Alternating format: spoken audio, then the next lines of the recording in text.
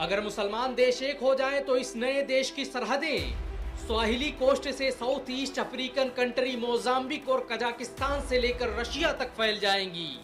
अरबी दुनिया की सबसे बड़ी राष्ट्रभाषा बन जाएगी। हेलो फ्रेंड्स, सत श्री अकाल, आदाब, नमस्ते, welcome back to our channel Ilahi reaction. आज हम अपने चैनल पे लेकर आए हैं बहुत इंटरेस्टिंग वीडियो पे रिएक्शन, जिसमें हम रिएक्ट करने वाले हैं क्या होगा अगर सभी मुस्लिम देश एक हो जाएं। What will happen if all the Muslim countries United. तो जो आज का टॉपिक है वो बहुत इंटरेस्टिंग है कि सच में क्या होगा अगर सब कंट्रीज एक साथ हो जाएंगी, सारी मुस्लिम कंट्रीज। हम भी देखना चाहते हैं, देखते हैं आज की वीडियो के अंदर क्या कुछ खास है, फिर इसके बारे में बात करेंगे। वैसे तो ये टॉपिक बहुत सेंसिटिव है कि सारे देशों को एक होना चाहिए और सिर्फ मुस्लिम कंट्रीज को नहीं। आई थिंक हम सबको एक साथ ही रहना चाहिए। ये जो लड़ाइयां हैं, ये जंग है, ये हम जैसे आम लोग नहीं चाहते।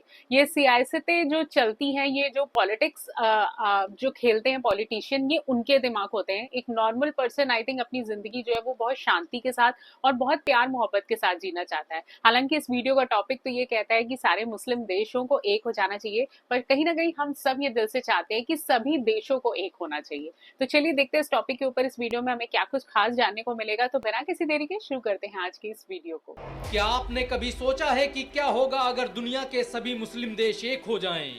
दुनिया में आज 57 से अधिक मुस्लिम देश हैं और अगर ये एक हो जाएं तो दुनिया में एक ऐसा नया देश जन्म लेगा जिसकी ताकत और सल्तनत के आगे दुनिया की हर सल्तनत फीकी पड़ जाएगी। सभी मुस्लिम देशों के एक हो जाने की वजह से बना ये देश दुनिया की सबसे अधिक आबादी वाला देश बन जाएगा।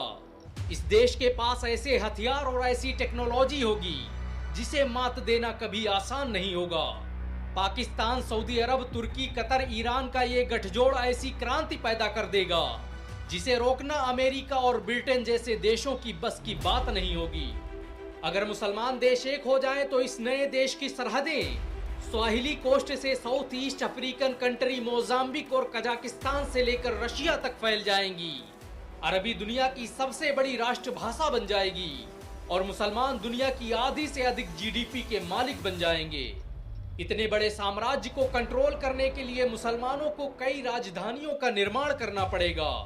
अगर ऐसा हुआ तो खिलाफत उस्मानिया की राजधानी रही इस्तांबुल और मुगल साम्राज्य का केंद्र रहे लाहौर फिर से इस्लामी राष्ट्र का केंद्र बिंदु होंगे।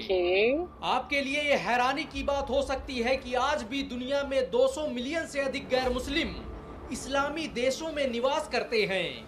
अगर दुनिया के सभी मुस्लिम देश एक हो जाएं तो इस तरह ये देश दुनिया की सबसे अधिक गैर मुस्लिम आबादी रखने वाला देश बन जाएगा। सभी मुस्लिम देशों के एकजुट हो जाने की वजह से समाज में बड़े ही ऐतिहासिक बदलाव देखने को मिलेंगे।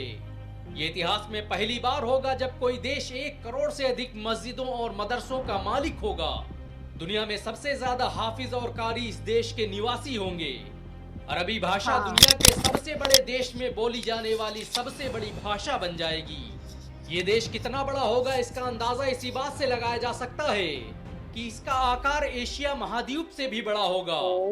दुनिया की सबसे बड़ी इमारतों के मालिक मुसलमान होंगे और ये नया देश विश्व में सबसे अधिक मल्टीनेशनल कंपनियों को रखने वाला देश तो बहुत बन ऑब्वियस सी बात जाएगा। सभी मुस्लिम देशों के एक हो जाने की वजह से दुनिया के सबसे बड़े बैंक और दुनिया की सबसे बड़ी करेंसी के मालिक मुसलमान होंगे। अगर भविष्य में दुनिया के सभी मुस्लिम देश एक हो गए तो इसका दुनिया की राजनीति पर बड़ा गहरा प्रभाव पड़ेगा, असर होगा। इस नए देश में ऐसे ऐसे राजनेता पैदा होंगे जिनके विजन और कूटनीति का मुकाबला यूरोप के लिए आसान नहीं होगा। इस देश के पास ऐसे अर्थशास्त्री और ऐसे संगठन होंगे जिनका ख्वाब भी मुस्लिम विरोधियों में दहशत पैदा कर सकता है। सोच कर देखिए, अगर रज्जब तैयब अर्दोगान, मोहम्मद बिन सलमान, तमीम बिन हमाद और दुनिया भर के मुसलमान लीडर एक प्लेटफॉर्म पर बैठकर एकजुट होकर काम कर रहे हों तो वो देश हकीकत में कितना ताकतवर हो सकता है। इतिहासकारों के मुताबिक मुस्लिम देशों के एकजुट हो जाने के बाद एक नया एम्पायर जन्म लेगा और ये एम्पायर मानो इतिहास का सबसे बड़ा एम्पायर होगा। दुनिया ने इससे पहले इतनी बड़ी सल्तनत कभी नहीं देखी होगी।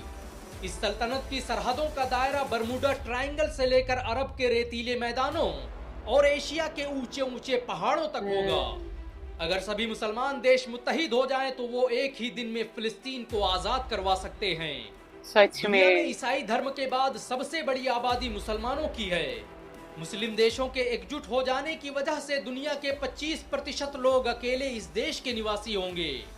इतनी बड़ी आबादी और इतने बड़े क्षेत्रफल को संभालना आसान नहीं होगा।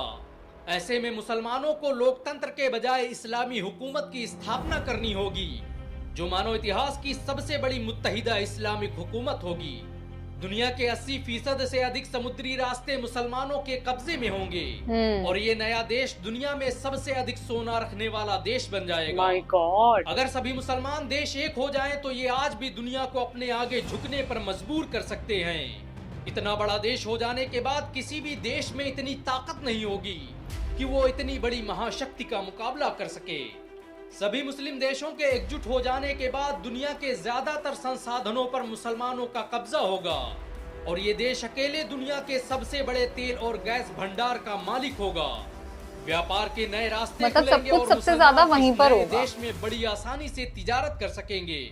अगर भविष्य में ऐसा कुछ होता है तो ये देश दुनिया के लिए निवेश का सबसे बड़ा बाजार होगा। अगर सभी मुसलमान देश एक हो जाएं तो मुसलमानों के पास दुनिया की सबसे बेहतरीन क्रिकेट टीम होगी।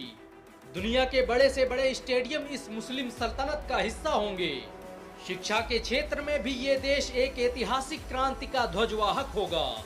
इस देश में ऐसे ऐसे कॉलेज और यूनिवर्सिटियां होंगी जिन्हें देखकर मुसलमानों के सुनहरे दौर की यादें ताजा हो जाएंगी। क्या बात है। मुसलमानों को जब भी हुकूमत मिली तो उन्होंने हर दौर में ऐसी ऐसी इमारतें तामीर की जिन्हें देखकर इंसानियत दंग रह गई। ताजमहल से लेकर लाल किला और स्पेन से लेकर तुर्की की सरजमीनों तक मुसलमानों के तारीखी नुकूस जा बजा बिखरे पड़े हैं। अगर सभी मुस्लिम देश एक हो जाएं तो फिर ऐसी ऐसी इमारतों का निर्माण होगा जिनके आगे दुनिया का हर अजूबा फीका लगने लगेगा। मुसलमान जब भी एकजुट हुए तो उन्होंने इतिहास का रुख ही बदल दिया। मुसलमानों के लिए सत्ता दुनिया को बदलने का हथियार थी। इतिहास बताता है कि मुस्लिम शासकों ने जिस भी देश में हुकूमत की वो देश दुनिया का सबसे आधुनिक देश बन गया।